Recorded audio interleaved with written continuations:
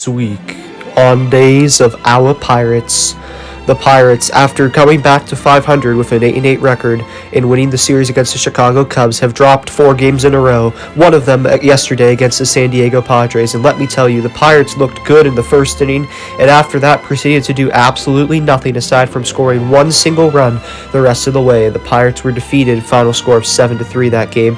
But the Pirates, once again, having a very strong first inning, as Michael Chavis, a man who I'm actually very excited for, thank you Boston for giving us him, has driven in Ke'Bryan Hayes with that single, and the other man advances to third base. Ke'Bryan Hayes, a man that we paid, is going in, and you can see the replay here just right down the middle, and honestly, he does still look like a Red Sox. I don't know why Michael Chavis, just his hairstyle and everything, it screams Boston Red Sox to me, but if we could steal a couple more of Red Sox players, trust me, I would not complain, as this one is hit down the right field line almost, and this is going to result in a double. And that is going to be a nice way to start the inning for the Padres, looking to respond against the lowly team, the Pirates. And from what I can tell so far this year, the Pirates are not a bad team, but they are not a good team. They're not terrible, but they're also not good. And that's just about, if they can be that way the entire year, ultimately, I'm going to be fairly happy, as this one is launched by Hosmer, and that is gone. Eric Hosmer with the 3-run homer to give the Padres a 3-1 lead. Hopefully, he keeps his style of play up for the Padres. It doesn't choke later in the game if it's a close situation. But I guess we'll see as Hosmer reaches home plate. Wow, you're really taunting the Pittsburgh Pirates. And one thing I've learned too is that this is probably the game that's had the most fans in the stadium. I know it's a Saturday night at PNC Park, and it's a beautiful ballpark. I wish their team was a little bit better, but we seem to be on the up and up. We're not terrible, but like I said, we're not a good team either. But we have exciting players, and we have players like O'Neal Cruz in the minor leagues who should be in the majors right now, and you can debate a wall about that one. I'm not going to change my opinion on that. But we have very promising players. We're starting to lock up some of them, which is great, as this one is launched, and that one is going to be at least a double. Here comes Roberto Perez, and he is safe. So the Pirates able to add another run onto the board thanks to the Van Meter double. Drives in Roberto Perez, and he might not have the best speed, but Roberto Perez, just like Daniel Vogelbach and Yoshi Tsutsugo, find a way to get it done.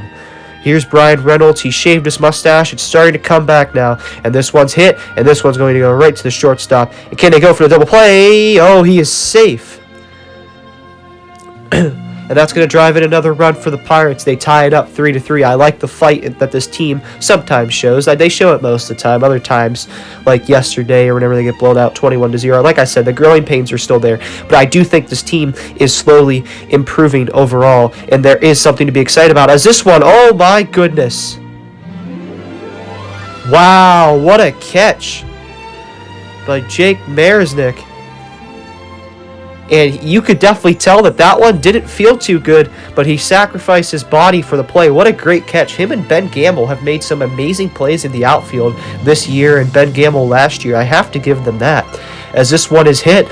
And oh my goodness, there he is. Jake Marisnick. He's once again getting the job done. Will Crow pitching today. What an absolutely spectacular game Marisnick is having in the outfield. He showed a lot of grit against the Cubs in the game that we won 4-3, the closing game of that series. You could argue that he saved the game and prevented another run, for the game-tying run from being driven in. And here's Manny Machado, and this is not what the Pirates needed. This one is gone. That's a 2-run homer for Manny Machado. And David Bednar, the usually clutch pitcher, gives up a 2-run homer, and the Padres retake the lead. And this is usually what happens whenever you have a close game against a team that spends money on their team. And the Pirates are starting to, but the Padres have completely changed the way that they've managed their baseball team within the past 6 years. They are spending money, and they're ready to win now and compete with a team like the Dodgers. Despite Fernando Tatis not playing, they're still a 14-7 record. And when Tatis comes back, they're only going to get better, as this one's hit by Brian Reynolds. And that's going to be a single. Nice way to start off the bottom of the 8th inning here for the Bucks. Michael Chavis is up. Does he have a response? Is it out of here? And it is Michael Chavis, the clutch man, originally from Boston. He ties it up, and the Pirates have life And this is something that you wouldn't see in last year's team most of the time. You're seeing it now. We're going to extra innings, top of the 10th, and I think the rule's kind of stupid. I don't like how they have people starting at second base. I know it's to try to slow the game down, but at this point, just honestly, in my opinion, who cares, as this one's hit, and that is going to drive in the man who started at second base, and the Padres take a 6-5 lead. The Pirates need a response here at the bottom of the 10th inning. Keep Brian Hayes up to bat.